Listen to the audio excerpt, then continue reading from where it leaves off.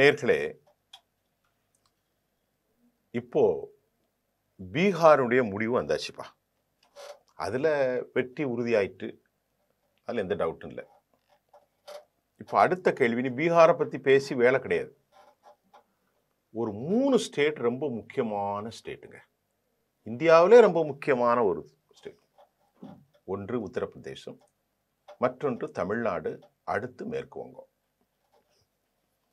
இந்த 3 ஸ்டேட்லையும் ஒரு ஸ்டேட்ல ஸ்டாலின் திமுக, மமதா பானர்ஜி மற்றும் பாரதிய ஜனதாவுடைய ஆட்சி, யோகி ஆதித்யநாத். இதுல புரிய முடியாத பல சூட்சமங்களை இந்த வெற்றி சொல்கிறது. பத்திரிகையாளர்கள் எழுதக்கூடிய காரணங்கள் ஒரு பக்கம், அது உண்மையான காரணம் அல்ல. அவன் தேவைக்கேற்றவாறு ஒரு பெர்செப்ஷனை வச்சிருக்கிறாங்க. பத்திரிகையாளர்களும் ஒரு ப்ரோ ஆக்டிவிட்டிஸா இருக்காங்க. ஒன்று காங்கிரஸ், திமுக, இல்லைன்னா பிஜேபி. உண்மையை பேசுறதுக்குன்னு யாரும் இல்லை. இப்ப நம்முடைய பேச்சு என்னன்னா, தமிழ்நாட்டில் இப்ப என்ன நடக்க போகுது அப்படின்னு பார்ப்போம். மேற்கு வங்கத்தில் என்ன நடக்குது, உத்தரப்பிரதேசத்தில் என்ன நடக்க போகுது. பீகார்ல நடந்த இந்த ஒப்பீட்டுக்குள்ள கிரவுண்ட் லெவல்ல வலிமையான பிஎல்ஏ என்று சொல்லக்கூடிய பூத் லெவல், அதை சரிபார்க்கக்கூடிய அந்த அட்மினிஸ்ட்ரேட்டிவ் கிரவுண்ட் கேப்பபிலிட்டி பீப்புள்ஸ் இருந்தாங்க, ஹேவிங் லாட் ஆஃப் சோர்சஸ். இருந்தாலும் அதை மீறி 202 இடங்கள்ல 85, 89 அளவுக்கு வெற்றி பெற்றிருக்கிறாங்க. அது ஒரு பெரிய சாதனை. இதை முக்கியமா இன்னைக்கு தமிழ்நாட்டில் இது சாத்தியமா அப்படின்னு பார்த்தா, பல நிலைகள் சாத்தியமாக்கப்படக்கூடிய வாய்ப்பு உண்டு. தமிழ்நாட்டில் என்ன அப்படின்னு பார்த்தா, திமுக யார்கிட்ட கேட்டாலும் திமுகவுக்கு எதிரான மனநிலை அதிகமா இருக்கு. அவங்க என்னமோ பூனை கண்ணை மூடினால் உலகம் இருட்டு என்பது போல் கட்சியில ஆதரவாளர்கள் பேசுறாங்க. அது ஒரு நியாயமான காரணம் அல்ல. அடிப்படையில திமுகவுக்கு ஒரு கொதிநிலை. மு.க. ஸ்டாலின் ஒரு செயல்பாட்டில் இருக்கக்கூடிய தலைவராகவே இல்லை. ரொம்ப முக்கியமா நீங்க கவனிக்கணும். நான் ரொம்ப நடுநிலையோடு பேசுறேன். எனக்கு யார் வந்தாலும் யார் வெற்றி பெற்றாலும் அல்ல, ஒரு பத்திரிகைக்காரனுடைய பெர்செப்ஷன். அதாவது இவங்க 1000 ரூபாயை கொடுக்கறத பெருசா நினைக்கிறாங்க, குழந்தைகளுக்கு சிற்றுண்டி போடுறத பெருசா நினைக்கிறாங்க, இந்த படிக்கிறதுக்கு ஒரு 1000 கொடுக்கறத பெருசா நினைக்கிறாங்க. இதைத்தான் ஃபோக்கஸ் பண்றாங்க. ஆனா அவங்க இதுக்கு ரைவலா இருக்கக்கூடிய, எதிராக இருக்கக்கூடிய மலையான பிரச்சனை நிறைய இருக்குங்க. தயவு செய்து அதை கொஞ்சம் சிந்திங்க. தமிழ் மக்களுடைய வாழ்வாதாரத்தை பாதித்திருக்கக்கூடிய டாஸ்மாக் பாயிண்ட் நம்பர் 1. பல குடும்பம் சீரழிந்தே வருது. இந்த தீபாவளிக்கு கூட 750 கோடி வியாபாரம். 2வது, கட்டுப்படுத்த முடியாத ரவுடிசம், பாலியல் பலாத்காரம், போதை கலாச்சாரம். சென்னை அண்ணா யூனிவர்சிட்டியில இருந்து கோவை வரைக்கும் நடந்த இந்த 12 வயசு சிறுமி வரைக்கும் நடந்த இந்த பாலியல் பலாத்காரங்கள். கன்னியாகுமரி, தென்காசி, ராதாபுரம் பகுதியில நடந்து வந்திருக்கக்கூடிய கனிம வள கொள்ளைகள், கள்ளச்சாராயம் விற்பனை, கள்ளக்குறிச்சி இந்த பகுதிகளெல்லாம் பல பேர் இறந்தது. Total fail administration, faculty, infrastructure. அமைச்சர்கள் ஊழல் குற்றச்சாட்டுக்கு ஆளாகி அவர்களெல்லாம் நடக்க முடியாத 84 வயசு இருக்கக்கூடிய திமிர்வாதத்தை கொண்ட அரசியல் தலைவர்கள், பொன்முடி போன்றவர்கள்லாம் ஒன்றுக்குமே உதவாத ஆட்கள். இவர்களை எல்லாம் வீட்டுக்கு அனுப்பாமல் 80 வயசு வரைக்கும் ஆட்சியில் வைத்துக்கொண்டு, அன்றைக்கு இருந்தார் அன்பழகன், அது வேறு விவகாரம், அன்றைக்கு இருந்தார் கருணாநிதி, அது வேறு விவகாரம். இது திமுகவுக்கு பெரும் செட்பேக். இதுல ஒரு கேள்வி என்னன்னா, எப்படி வெற்றி பெறுகிறார்கள் பாஜகவை என்று அடையாளப்படுத்த முடியாத சில சூட்சமங்களை அவர்கள் தமிழ்நாட்டில் படுத்தலாம் என்று சொல்லப்படுகிறது. 11% வாக்குகளை பெற்றிருந்தாங்க, 22-3% இருக்கு. ஆக இந்த ரெண்டும் சேர்ந்தாலே கிட்டத்தட்ட ஒரு 33%. ஏனைய கூட்டணிகள் இதெல்லாம் வைத்து அவர்கள் வெற்றியை பிடித்து விடுவார்கள் என்றும் சொல்லப்படுகிறது. அது சாத்தியம் இல்லை தான். அதுல ஒரே ஒரு செட்பேக் என்னன்னா, அதிமுக ஒரு தலைவர் இல்லாத ஒரு கவுன்சிலர் வேட்பாளர் ஒருவர் தலைவராக இருக்கிறார். இது அதிமுகவுக்கு பெரிய செட்பேக். அதில் எந்த டவுட்டும் எனக்கு இல்லை. எடப்பாடி பழனிசாமி அவரை தமிழ்நாடு ஏற்றுக்கொள்ள மறுக்கிறது. திமுகவையும் ஏற்றுக்கொள்ள மறுக்கிறது. பாஜகவையும் ஏற்றுக்கொள்ள மாட்டார்கள். அதில் வாய்ப்பே இல்லை. குறித்து வைத்துக் கொள்ளுங்கள்.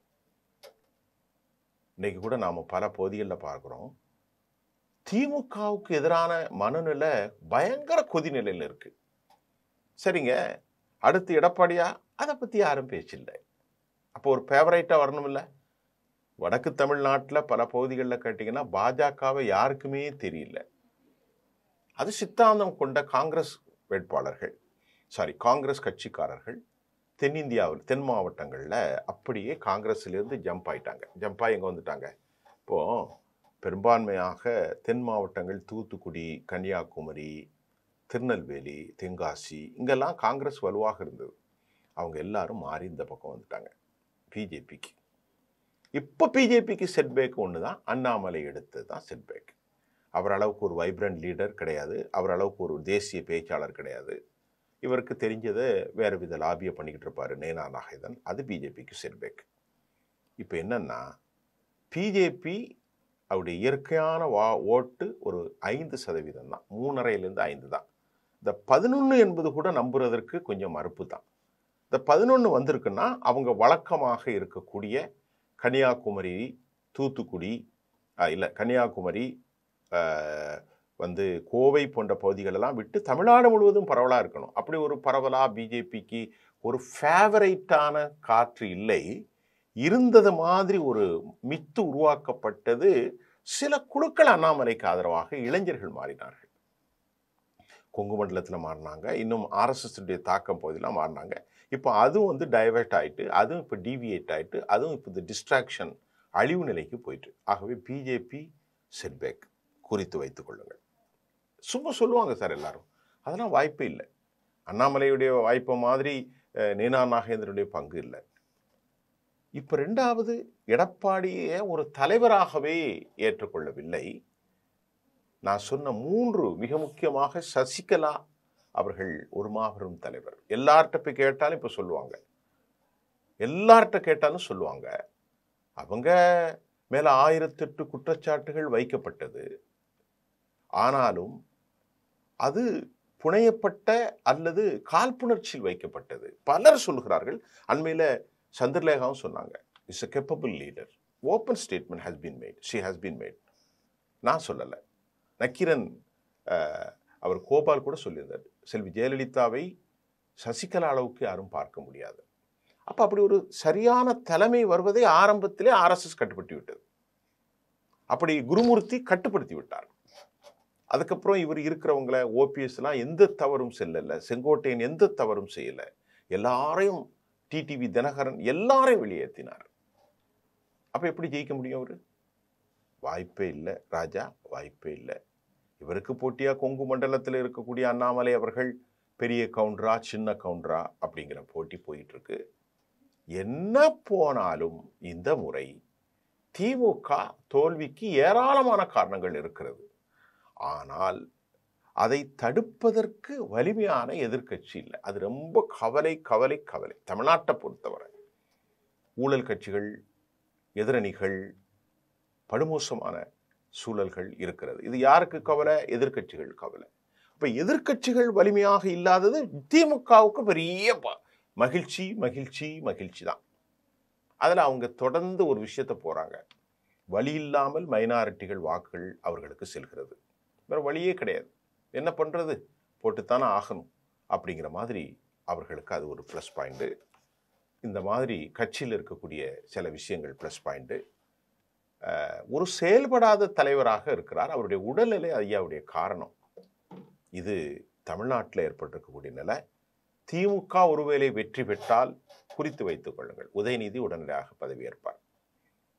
அதே போன்று இந்த பூத் லெவல் கமிட்டியில் எஸ்ஐஆரில் அவர்கள் என்ன வேணாலும் செய்வாங்க. அது தமிழ்நாட்டில் சாத்திய குறைவு என்று இன்று காலை செய்தி வந்திருக்கிறது. ஒவ்வொரு கிராமங்களிலும் ஒவ்வொரு வாக்காளர்களையும் சரிபார்க்கும் வேலையை செய்து கொண்டிருக்கிறார்கள். 1800 பேர் 1500 1250 வாக்காளர்கள் கொண்ட ஒவ்வொரு பூத்துக்கும் கடினமான பணிகளை திமுக ஆரம்பிச்சிட்டாங்க. ஏன்னா பாஜக எந்த எல்லைக்கும் போவார்கள் என்பது அவர்களுக்கு இந்த முடிவு நேற்று ஒரு வயிற்றுப்போக்கு மாத்திரையாக இருக்கிறது. இது தமிழ்நாட்டில். மத்திய பிரதேச, அதாவது மேற்கு வங்கத்தில் ஒரு பெரும் மத கலவரம் வரப்போகிறது. எப்படியாவது அவங்க இன்ஸ்டிகேட் பண்ண போகிறாங்க.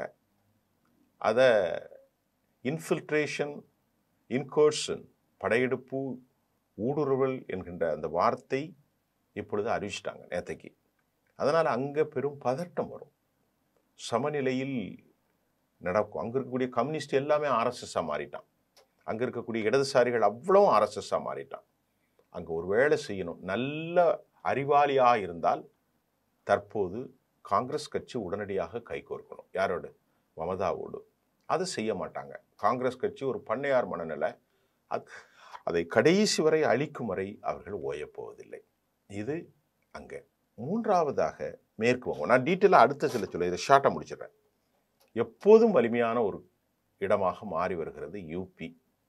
யூபியில் அகிலேஷ் சொன்னாலும் அங்கு அவர்கள் செய்ய வேண்டிய வேலை எல்லா பிரச்சாரங்களையும் விட, பிரச்சாரங்கள் ஆட்டோமேட்டிக்காக பல பேர் செஞ்சுக்கிட்டு இருக்காங்க, அதில் எந்த டவுட்ஸும் இல்லை.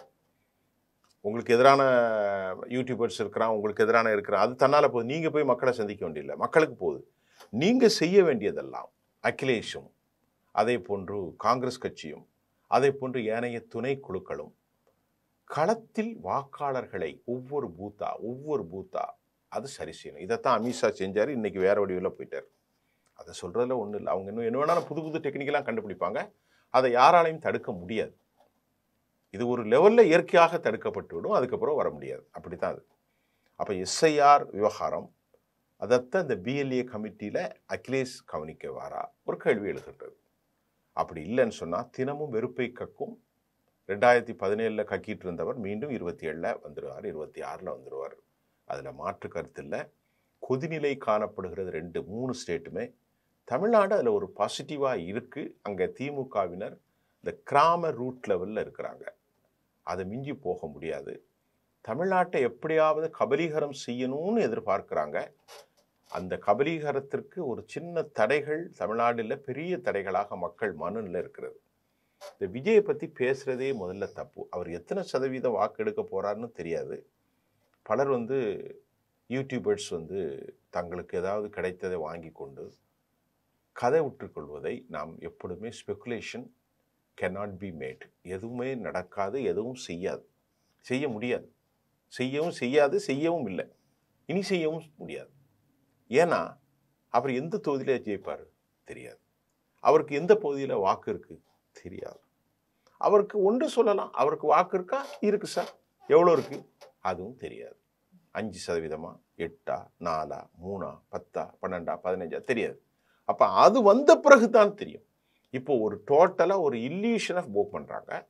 தமிழ்நாட்டில் ஜெயலலிதா கருணாநிதிக்கு பின்பு, எம்ஜிஆர் கருணாநிதிக்கு பின்பு அந்த மாதிரி ஒரு ஃபார்மேட்டை ஒரு ஃபொர்மிடபிளாக கடுமையான போக்கோடு நிலைத்தன்மையோடு ஒரு தலைவர்கள் இல்லாத காரணத்தை பாஜக பயன்படுத்த நினைக்கிறது. அது பாஜக வெற்றி பெறாது.